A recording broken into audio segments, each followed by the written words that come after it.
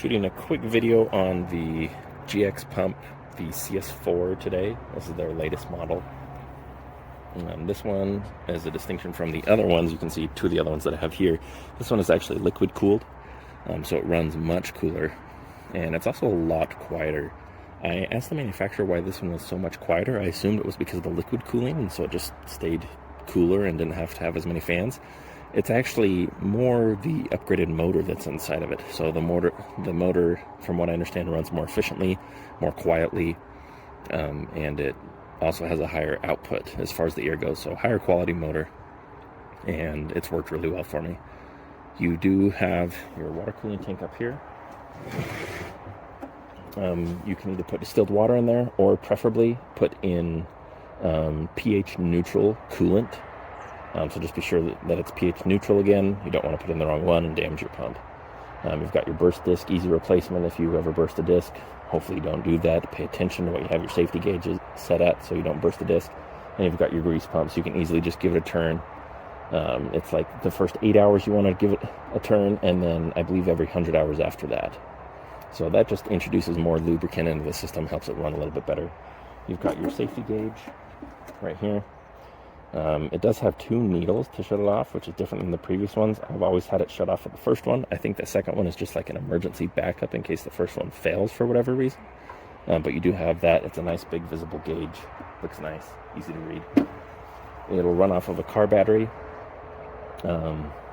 which I have not run this one off of a car battery yet. I've just had it plugged into an outlet. It does come with an inverter, so you can just use that, which is what I typically do. You just plug that into an outlet and then plug your leads into the correct lead. You've got just a standard Foster fitting for the hose, which I actually prefer because a lot of the other ones, like for example the GS3, it's just like a proprietary adapter. It's nice because you can get to the burst disc there, but it is proprietary. So if you have your own filter setup that you use, or if you have, different hoses that you like to use, it's harder to swap out. Whereas this one, it's standard. Just stick it on there. Run this to a filter, inline filter preferably, or run it directly to your gun if you're, in a dry area like I am and aren't too worried about it. But it's nice just to have that standard connection. So, basic operation, you'll have it plugged in, and you want to make sure your bleed valve is open before you start. You'll switch it on. Hit the start button, it'll fire up, start pumping your gun up. When you'll set your PSI to the right spot wherever you want it, and then as soon as you're done, or as soon as it hits the correct pressure, it'll turn off on its own. And then you just open up your bleed valve again. You close it once you start it up, open up your bleed valve again, it'll bleed off all the excess air in the system, in the hose. You can disconnect the hose from your gun or your air tank, whatever it is that you're doing, and then you're good to go. You can just fire it off at that point. The only difference would be if you didn't want to go to when it shut off, you just push the off button and it'll stop pumping on its own. So really pretty simple and straightforward to use. So gonna go get my Leshy. We'll fill that up and show you guys how it works. Got the Leshy set up. You can see I've hooked up my inverter, which is running off of a wall outlet. I just got my Leshy adapter here. I'm just gonna be running it straight to the Leshy.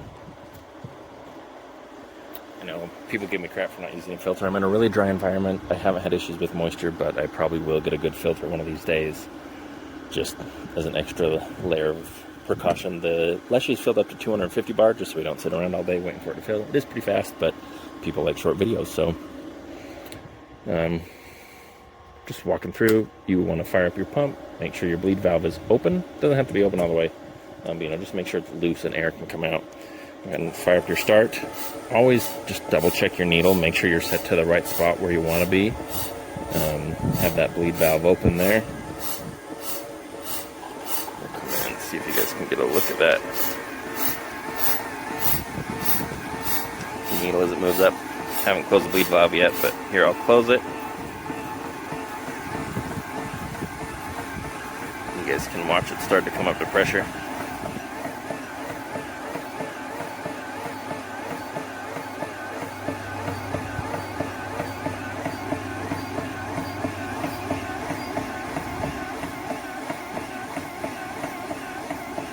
Again, the gun's at about 250 bars, so you'll see it slow down here.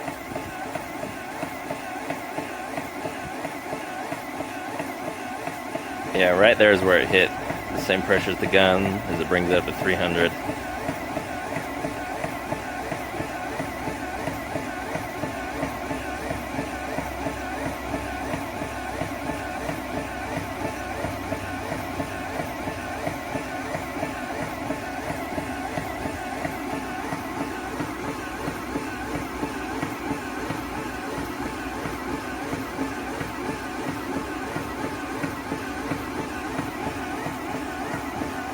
Getting that last little bit of pressure.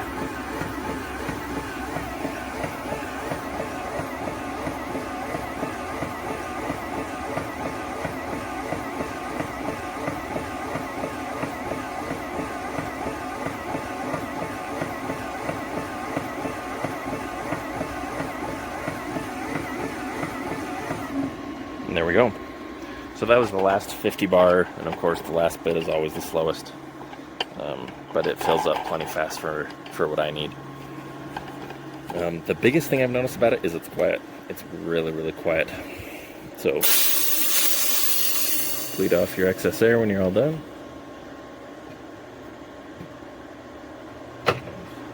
Pull out your fill probe. So there it is. That's about all there is to it. It's really easy to run. Maintenance is simple.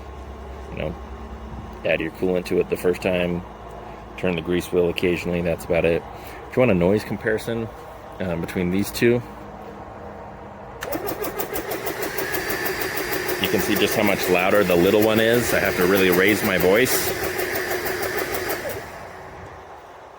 Again, versus that. It's background noise, you know, it really doesn't bother me at all. So, especially if you want a really quiet and fast filling pump that'll run for a long time, I would highly recommend looking at this one. It's a little bit more expensive, but I think it's worth it.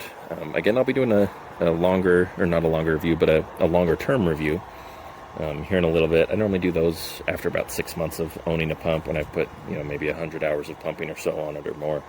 So look for that. Let me know if you have any questions. I'm pretty active in the comment section, and I would be happy to answer them. So let me know, and happy shooting.